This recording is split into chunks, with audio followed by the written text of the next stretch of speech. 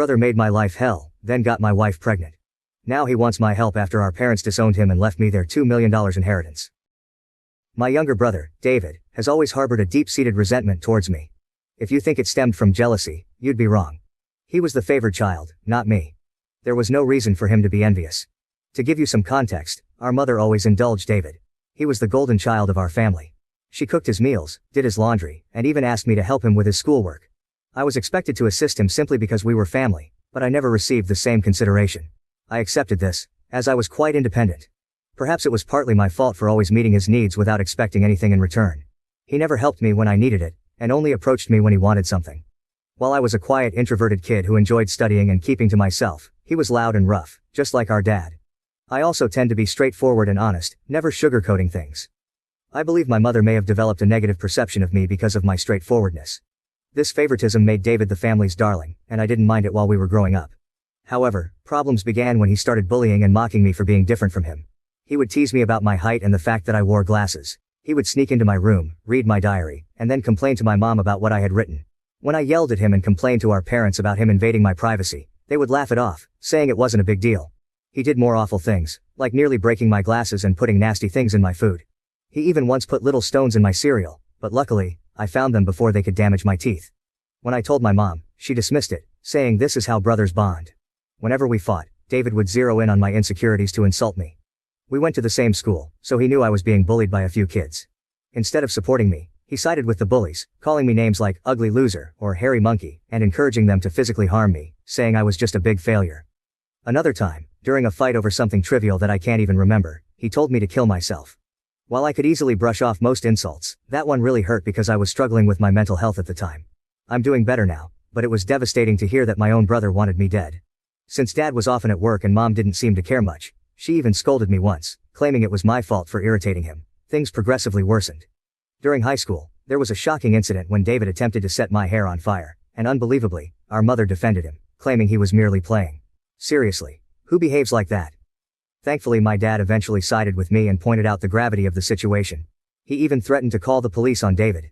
This moment was a real eye-opener for my brother, as he had never faced any consequences for his actions before. He was genuinely stunned, and my dad made it clear that enough was enough and that David needed to start respecting his older brother. Later, Dad came into my room to talk. I never expected his support because he always told David how similar they were, which was true.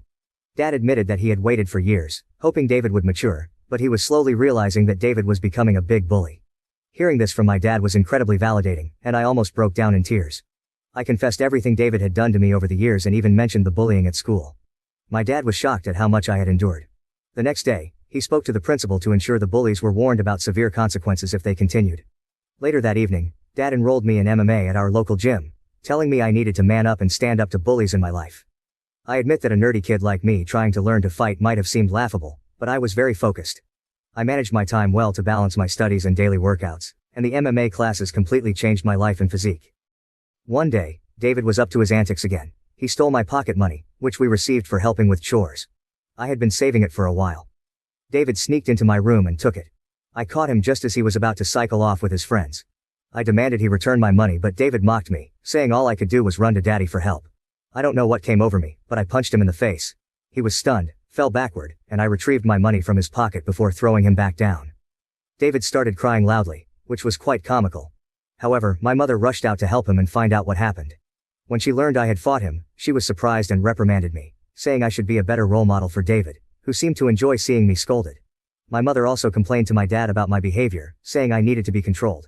My dad grimly asked both of us to explain ourselves. I told him how David had stolen the money I had worked hard for and saved, while David tried to justify it by saying he needed the money for a date, and that as his brother, I should help him. However, Dad told David he was lucky I only punched him for stealing because anyone else would have called the police. He continued to tell David that he had no right to take others' things without their consent.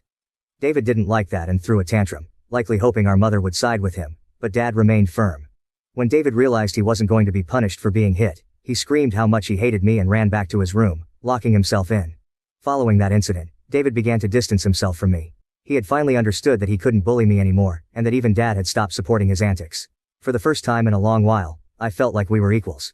Though he could no longer physically harm me, he resorted to verbal insults when our parents weren't around. His behavior worsened with age, becoming angrier and more short-tempered each year. When I approached him with a question, he would ignore me and walk away, muttering insults like nerd or loser under his breath. If he needed to communicate something, he would relay it through our mother instead of speaking to me directly. When I questioned her about why David couldn't just talk to me, she would urge me to be more understanding. I couldn't tell if it was just puberty or genuine hatred. Over time, dealing with his comments became unbearable, and I longed to move out and get away from him. I repeatedly asked my mother to mediate a sit-down conversation for us to resolve our issues, but she always refused, saying she didn't want to get involved. When I asked her opinion on why David treated me this way, she would brush off the question. Eventually, I left for my dream university, having earned a scholarship as a top student. My dad threw a party for me, and even my mom seemed proud. However, David remained aloof and distant, barely acknowledging my achievements. The day I left for university was a mix of excitement for the future and relief to escape the toxic home environment. The first few months at university were liberating. I made new friends, enjoyed my classes, and started to build a life separate from the oppressive atmosphere of my childhood. The constant fear of David's verbal attacks lifted, giving me a newfound sense of peace. During my second year, I met my wife Karen at a frat party through a friend, and we immediately clicked. Coming from a religious background, having kids outside of marriage was frowned upon. However, when we discovered she was pregnant in our final year, we decided to marry right after graduation. Our wedding was a small but joyful ceremony. Our parents were happy for us, and we enjoyed the celebration. At that moment, I believed Karen was the love of my life. I had always envisioned a monogamous relationship, one woman to come home to and share my life with. Despite other women showing interest over the years, I never pursued anything because I was genuinely content in my marriage. Karen was my dream girl, and I never wanted to hurt her. However, I later uncovered 2 incidents of infidelity in our marriage. One was an intermittent affair with her married co-worker that spanned several years, and the other was a brief fling with an ex-boyfriend during a visit to her family. Some might think I was naive, and looking back, I can't completely disagree. Each time we separated for a while, I chose to forgive my wife. I didn't want to raise our child in a broken home and believed we could overcome these obstacles. The affair with her co-worker happened when we were young, and I attributed it to youthful mistakes and poor judgment. For a period, things seemed to get better. Although I could never fully trust her again, I did my best to set aside my doubts, knowing that if I chose to forgive, I had to genuinely work toward a fresh start. It's been 4 years since her second betrayal, and I felt confident in my decision to give her another chance. Karen seemed to have changed, and we were genuinely happy, planning our family's future. However, 3 months ago, my world was shattered once more when she revealed that she had been having a long-term affair and suggested that our son might not be mine. Her words struck me like a ton of bricks. A mix of shock, betrayal, and disbelief overwhelmed me. I struggled to comprehend the enormity of her confession. In a daze, I managed to ask why she had kept such a significant secret and how she could have done something so devastating. Her reaction was cold and indifferent, as if she were detached from the pain she caused. Her vague responses left me with more questions than answers. It was a surreal and painful moment, confronting the shattered trust and uncertainty about my own family. I continued to press Karen for the truth because I felt I deserved to know the father of the child I had been raising since birth. Ultimately, she admitted it was David. My eyes widened in shock as I asked Karen what she meant. She explained that she and David had become friends when I introduced her to my family, and she stayed with us from Thanksgiving until New Year's. David, usually cold to me, was warm and polite towards her, which made me glad because I didn't want Karen to feel unwelcome. Karen wanted to be accepted into my family, so she spent significant time with my mom whenever possible. She noticed the rift between David and me and questioned me about it. I opened up about our strained relationship and explained that we might never repair it due to his unresolved feelings. Karen understood but started including David in our outings, hoping it would help us bond. Whenever we planned to watch a movie, she invited David, and we watched whatever he chose. During this time, David and I exchanged a few words, which was an improvement compared to his usual silent treatment. I remember Karen and David hanging out and playing video games together, but I never thought much of it. Karen told me that one day, David opened up to her about his struggles and a recent breakup. Feeling vulnerable, he struck up a friendship with her. She mentioned that he would harmlessly flirt with her when I wasn't around, and eventually, things escalated beyond her control. The vision of my wife and brother sleeping together made me feel sick. Karen confessed that she felt guilty afterward and left him, which matched her abrupt decision to go home instead of spending New Year's with me. Although I tried to convince her to stay, she was adamant about leaving. When we met back at college after the holidays, she was her usual cheerful self, so I didn't question anything. 2 weeks later, we found out she was pregnant. Karen admitted she didn't know if the child was mine or David's, and with no way to prove it, she chose to stay with me, knowing I was the more dependable brother. This was why we got married. My world felt like it was crashing down. The son I loved might not even be mine. I asked Karen if she had been sleeping with David recently, and she slowly nodded. She revealed that they had always stayed in touch because their chemistry was undeniable. They would sneak off to hotels, lying to me about working overtime. She admitted that half of her business trips were actually romantic getaways with him. I asked why she married me if she wanted my brother, and Karen said she didn't want to be the one to break off the marriage. She saw me as a wonderful father to our son and decided to stay. In her words, she made a mistake and didn't know when to stop. I told Karen I was glad she told me the truth but that I was going to pack up and leave. She started crying, asking for forgiveness, and expected me to yell at her. Instead, I calmly packed my clothes. Karen insisted that if I loved her, I should fight for her and that mistakes happen in every marriage. When she realized I wasn't going to do anything, she changed tactics, saying our son would be affected by a divorce and that children shouldn't be raised in broken homes. I reminded her that I might not even be the father, which made her cry more and accuse me of being cruel. It seemed like she believed nothing could make me want to leave the marriage. Perhaps it was partly my fault for letting things slide in the past. While I did love her, it felt more like it stemmed from thinking we had a son together and had been together since college. Karen kept insisting it wasn't too late to fix things, but I struggled to believe her and had no patience left. Trust was a major issue, and her words felt hollow. Even if I forgave her, I could never forget she slept with my brother. I've always believed in forgiving mistakes because we're all flawed, but this was beyond acceptable limits. I left her crying on the doorstep and checked into a hotel. The next day, I went straight to my parents and revealed everything about my wife's affair with David, explaining how they had been secretly sleeping together for years. The shock on their faces was undeniable. True to her nature, my mother initially tried to defend David, insisting that her boy could never do such a thing to his own brother. Determined to expose the truth, I asked my parents to remain silent and let me call David in front of them. I instructed them to stay quiet so I could catch David off guard, making him believe it was a private conversation. When David answered the phone, I confronted him about the affair. At first he vehemently denied it, refusing to accept any responsibility. However, when I told him that Karen had admitted to everything, he started blaming her, calling her characterless. He claimed it wasn't his fault if women were attracted to him and that he was the better-looking brother. I told him firmly that I would expose him to everyone.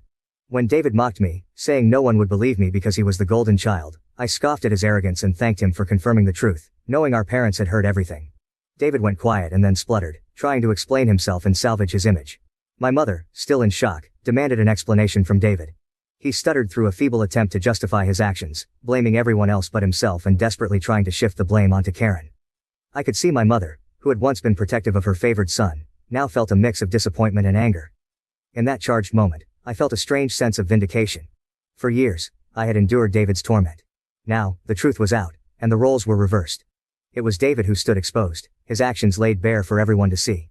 As David's words faltered, my father, usually reserved in his expressions, couldn't contain his disappointment. He asked me to pass him the phone and began to speak to David.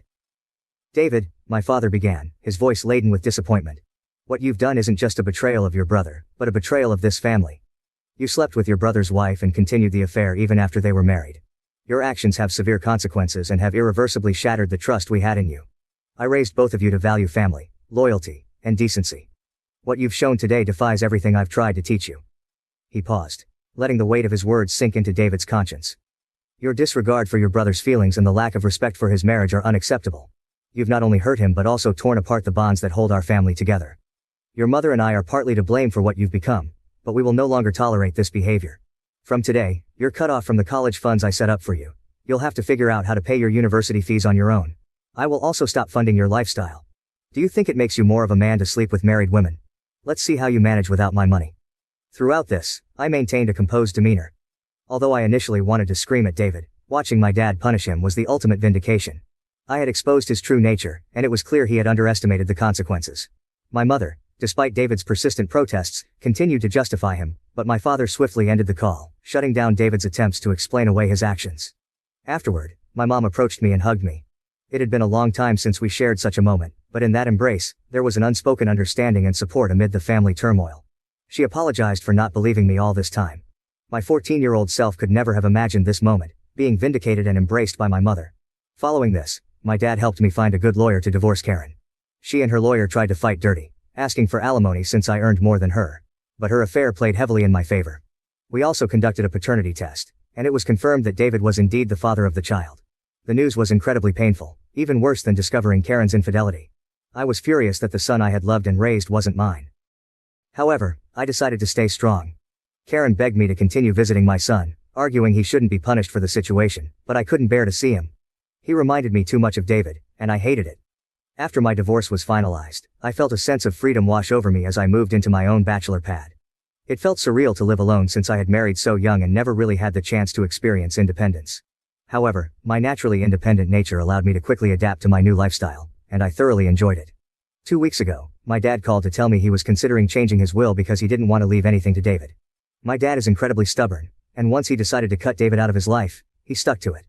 David tried reaching out to our parents and even showed up at their doorstep, begging for forgiveness, but they refused to let him in. Even my mother, who usually gave in to David's tantrums, seemed done with him, though it must have been hardest for her. David never texted me to apologize for what he had done, showing he didn't regret his actions. He was just upset about being cut off from our parents. Dad told me he planned to leave everything to me, ensuring David wouldn't contest it later. He would leave David only $1. My eyes widened in shock as my dad had worked hard his entire life. Including his assets, retirement fund, and life insurance, the total came to nearly $2 million. The only condition in his will was that if my dad passed away before my mom, she would continue living in their house, even though ownership would transfer to me. I didn't mind this, as I wanted to care for my mom in her final days. Somehow, David found out about this, and, unable to reach our parents, called me yesterday, trying to make amends. He explained how he was struggling with college and that after Karen discovered the paternity of the child, she had been pestering him for child support. He said he had no money and was looking for part-time jobs but couldn't find anything. He begged me to talk to our family to start fresh since he really needed my help. I laughed in his face and told him I was done with him. I reminded him that he should have thought about the consequences before sleeping with my wife and getting her pregnant. David argued that I was being unfair and that Karen was also to blame, to which I agreed. I reminded him that I had divorced her, making her his responsibility now. He shouldn't be calling me to complain about her or the child since these were the consequences of his own actions. David started to raise his voice, but I interrupted, reminding him that he was no longer the favored child in the family but the black sheep who had slept with his own brother's wife. At that moment, David began to cry, telling me how everyone, including our grandparents and relatives, had turned against him. While this was true, it was no longer my concern. I told him we were done and that he should never call me again since I no longer considered him my brother. Since then, I've replayed the conversation in my mind. Despite my hatred for my brother, I had never heard him cry, at least not since we were kids. I won't lie. It did hurt me a bit to see him so helpless. So, I guess I'm here to ask if I should talk to our parents about him or if I would be an asshole if I don't. Update 1. Hi everyone, many of you have been asking why I am no longer in contact with my son Henry, and some have even called me cruel. I need to explain that I am not comfortable raising another man's child. This isn't a stepson situation. I was led to believe Henry was my son, only to later discover he is actually my brother David's son. Naturally, this revelation hurt deeply, and I cried over it for days. The main reason I don't want any contact with Henry is that I no longer want Karen in my life. If I remain connected to her child, she will find a way to re-enter my life, and I need my space. You may think I'm cruel or selfish, but I can't see him ever again, at least not for a very long time. Update 2. Most of you correctly guessed that it was my mother who informed David about my dad changing his will, leading David to call me as a last resort to fix things. I confronted her in front of my dad, and she broke down, saying I had punished David enough and that he had learned his lesson. My dad firmly told my mother that if she believed what David did was forgivable, then he could no longer stay married to her because he could never forgive such a betrayal. This threat silenced my mother. My dad made it clear that if she ever talked with David again and we found out, she could pack her bags and leave. As I mentioned, my dad is very stubborn. Hopefully my mother will learn from her mistakes. Update 3. Reddit. It's been 5 months since my last update. My relationship with my parents has improved over the past few months. My dad and I go golfing every weekend, and he treats me more like a buddy than a son. Although my mother misses David, she has stayed away from him. The last I heard about David was from my cousin, who said David had been asking everyone for money, and eventually had to drop out of college because he couldn't afford the fees. He and Karen are living together, and he has a part-time job as a mechanic. Apparently they are raising Henry together, which is a good thing I guess. I never discuss David with my parents, and they don't bring him up either. For everyone asking, I am doing quite well. I was promoted at my job 2 months ago, so my salary has significantly improved. I haven't been dating anyone as I feel I still need time and space to heal. I've been going to therapy, so we'll see how that works out. Thank you for watching. If you haven't subscribed yet, please do so and hit the notification bell to stay updated with more shocking real-life stories happening around you.